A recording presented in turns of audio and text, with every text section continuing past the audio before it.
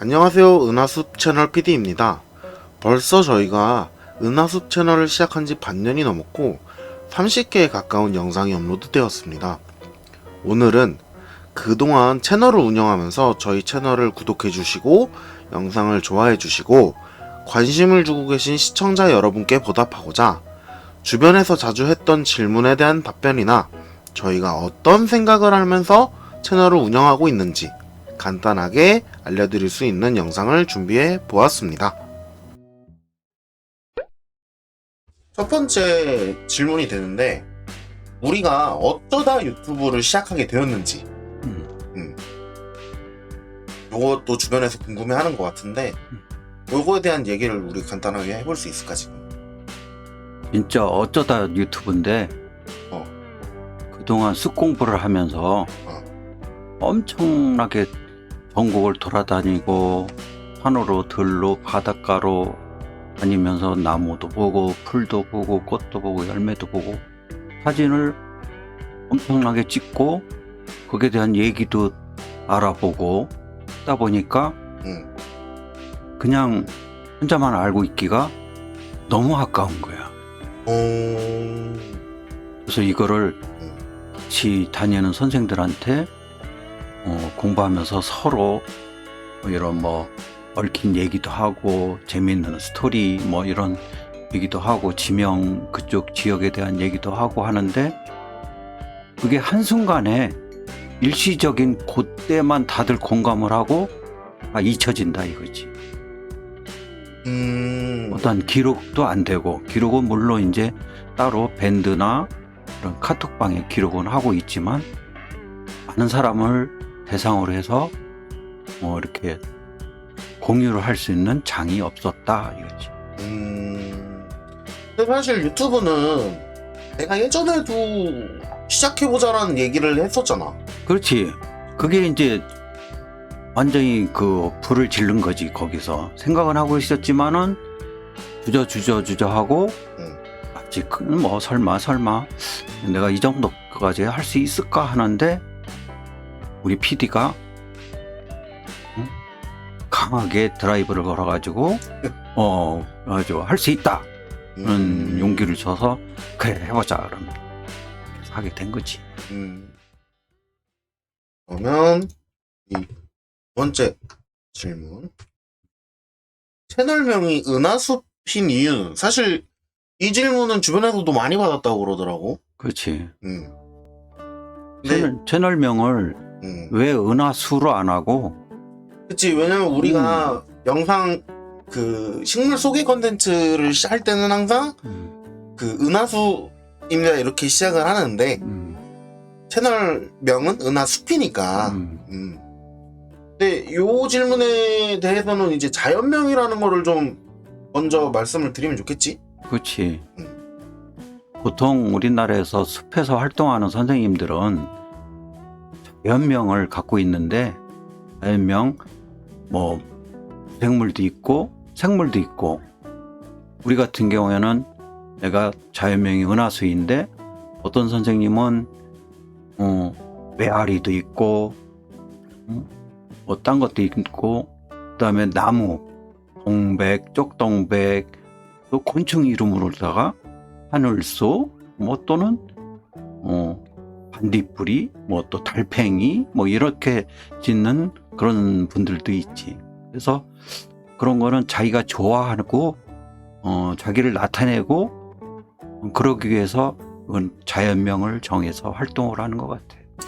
그게 어떻게 보면 가수들이 본인의 그 가수 예명을 짓거나 그렇지. 아니면 닉네임이라든지 이런 거에 그런 그 자연판이라고 보면 되는 거가, 그래서 그거를 은하수로 지었는데 이제 은하숲이라는 건 사실 내가 지은 이름이지. 채널명 같은 경우는 이제 은하수라는 자연명을 가진 선생님이 숲에 대해서 그렇게 뭔가를 전달하고 한다는 거를 이렇게 요즘 이제 줄임말이라든지 이런 걸 합성어를 많이 쓰니까 은하수의 숲이라기 하기보다는 은하숲. 근데 잘 정한 것 같아. 왜냐면 은하숲이 그 뭐냐면 은하수를 볼 수 있는 숲이거든. 근데 은하수를 볼 수 있는 숲이 그리 많지 않아 요즘에는.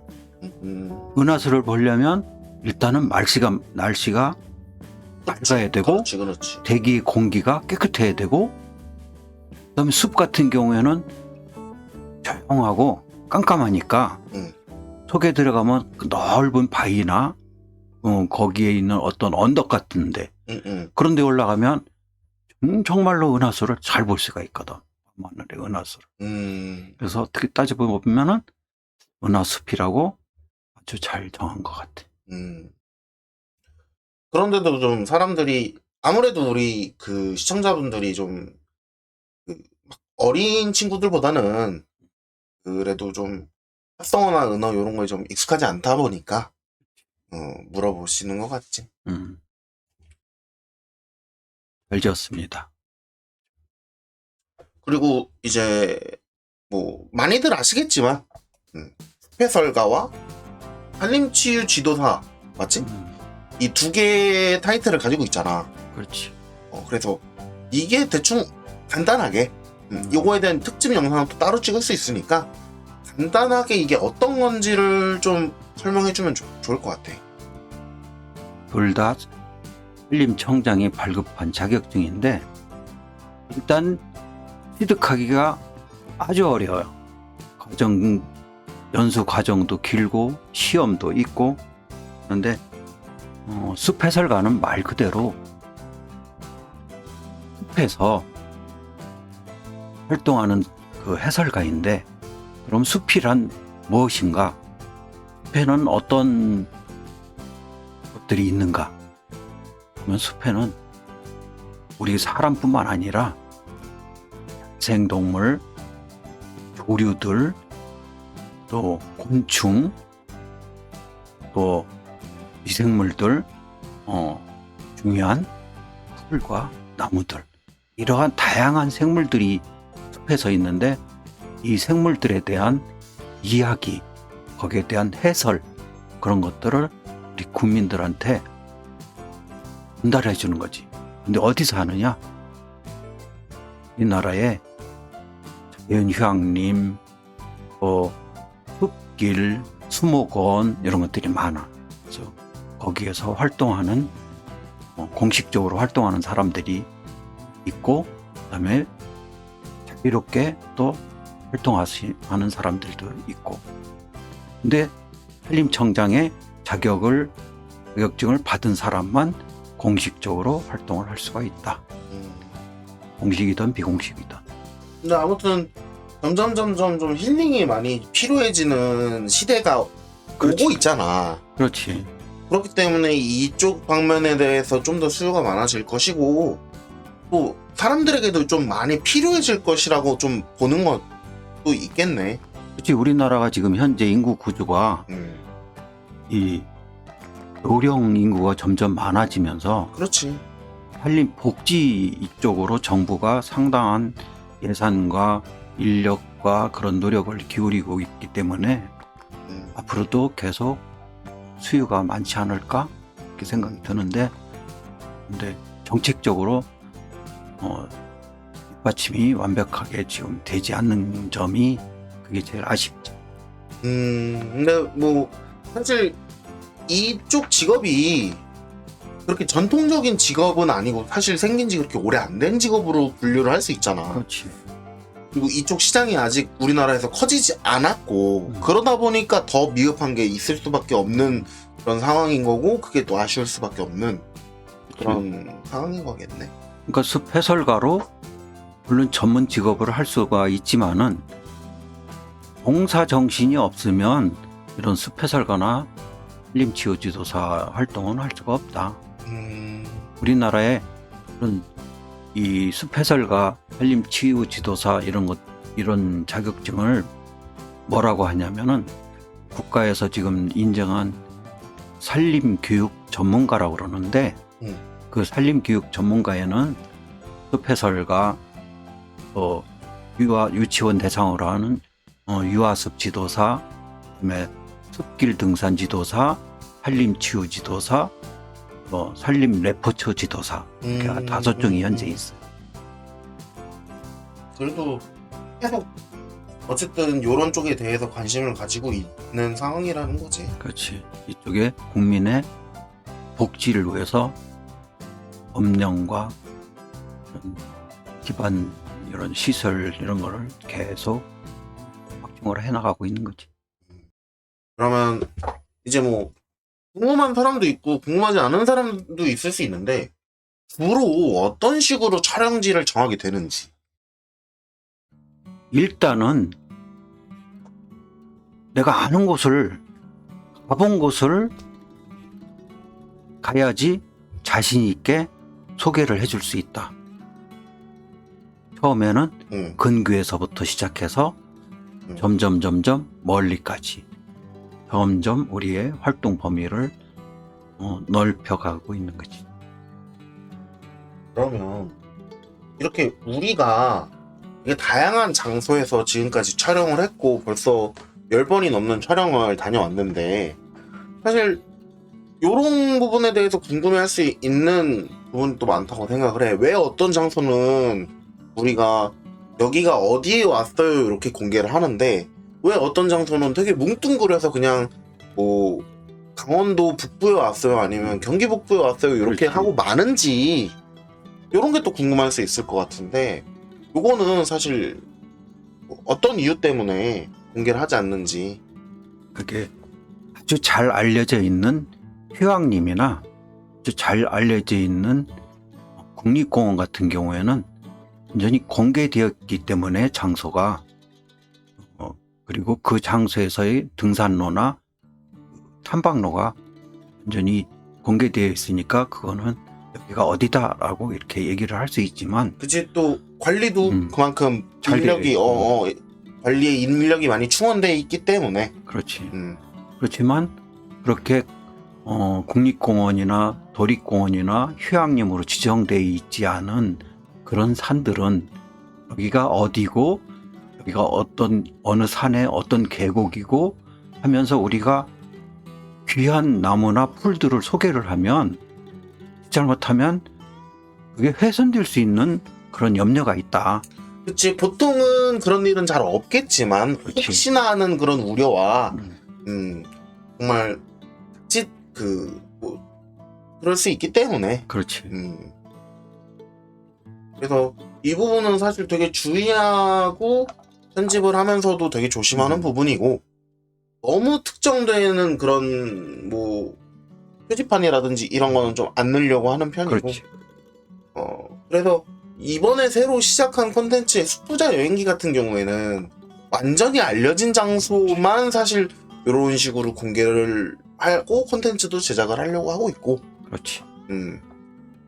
뭐 좀 이쪽으로 많이 주의를 하고 있지. 특히나 우리가 이렇게 촬영을 다니면서 많이 봤었던 게 불법 인산물 채취에 대한 장면을 좀 많이 목격을 했었잖아. 그렇기 때문에 더더욱 좀 조심하게 되는 부분이 아닌가. 또 그렇기 때문에 우리가 너무 막 희귀한 거에 대해서 이게 정말 희귀한 거고 정말 대단한 거예요 이렇게 엄청 띄워주지는 않는다는 거. 그런 식물에 대해서. 그리고 약초나 이런 거 있잖아. 그렇지. 버섯이나 그런 것도 좀 주의를 많이 하는 편이지. 그러니까 특정적인 옛날서부터 잘 알려져 있는 약재로 쓰는 그런 나무나 풀에 대해서 너무 많이 공개를 하고 자세히 얘기를 하고 하면은 그게 잘못하면 예기치 않게 채취를 당하고 남획을 당하고 그러게 되면은 우리 소중한 그런 산림 자원, 소중한 그런 예쁜 꽃들과 그런 나무들이 없어질 수 있는 염려가 있기 때문에 비공개를 하는 거죠. 그거에 대해서는 우리는 다 공감을 하는 거니까, 그죠? 그치?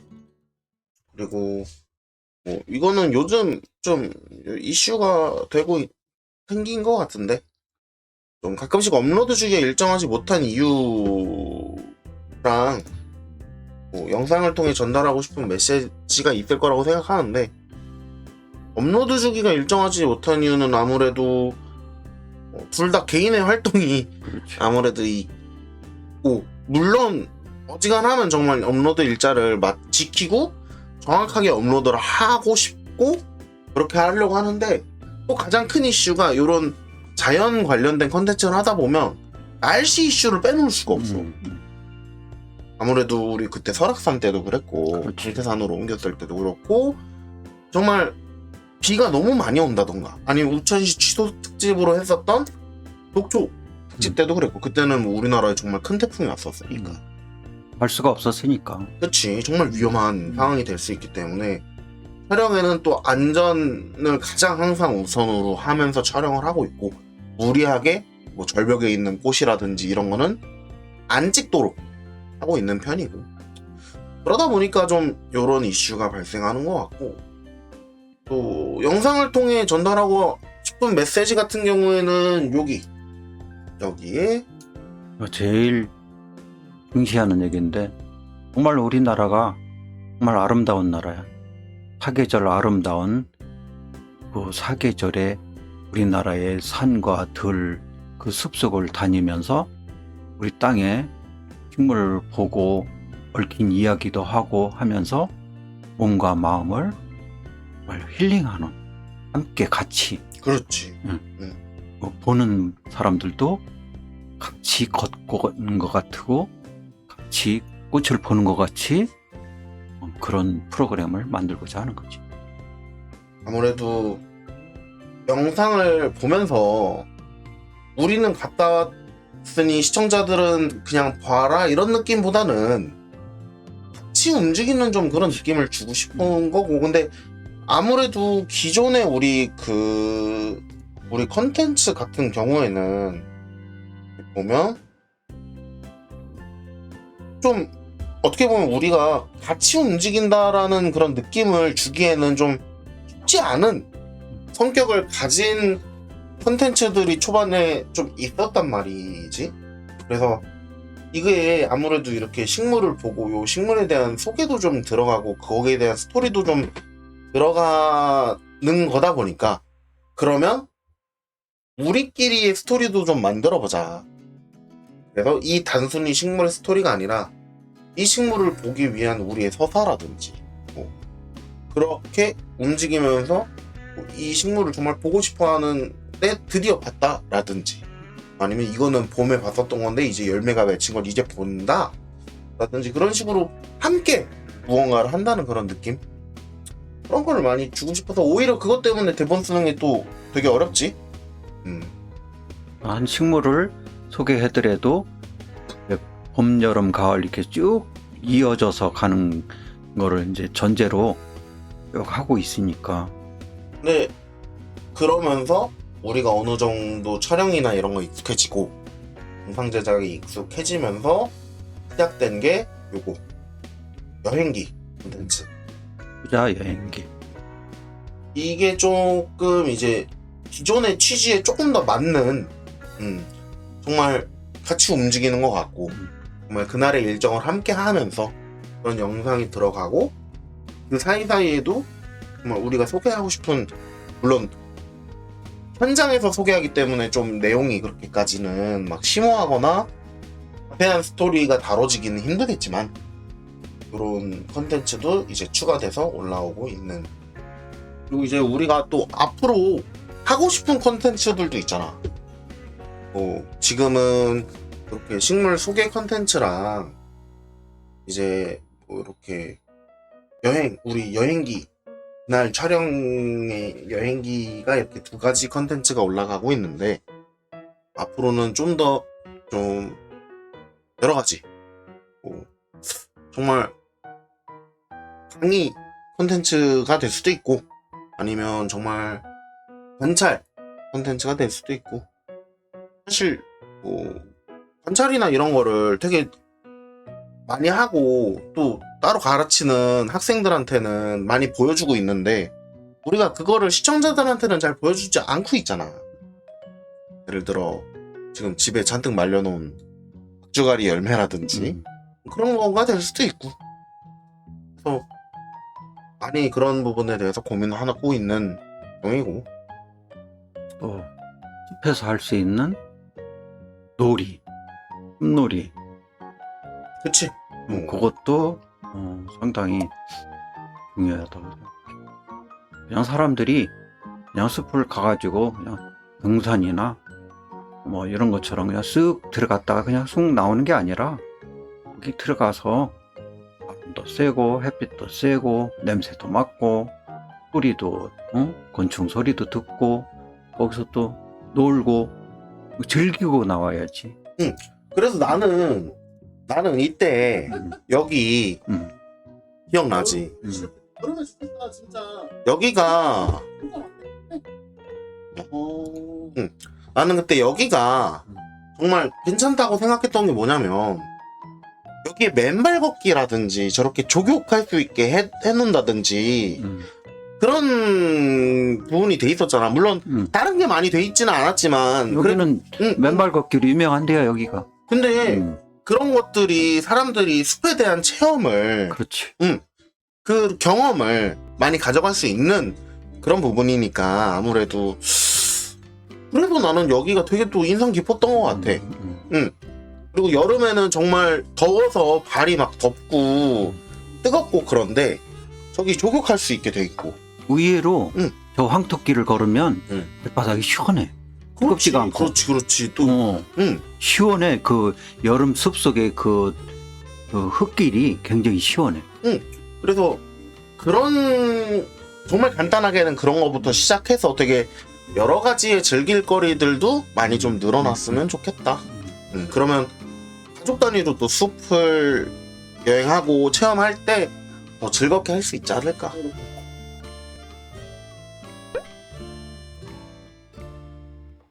네, 여기까지 Q&A라고는 하지만 둘이서 이것저것 떠드는 그런 영상을 보내드렸는데요. 지금까지 드린 정성보다 앞으로 더욱더 정성을 쏟아 영상을 만들 생각입니다. 꾸준하게 시청해주시고 관심을 가져주셔서 정말 감사드리며 궁금한 점은 언제든 댓글 달아주시면 또 언젠가 이런 Q&A 컨텐츠 진행하기로 하며 이번 영상은 이만 마치도록 하겠습니다. 항상 많은 응원 다시 한번 감사드리며 이번 영상도 시청해주셔서 감사합니다.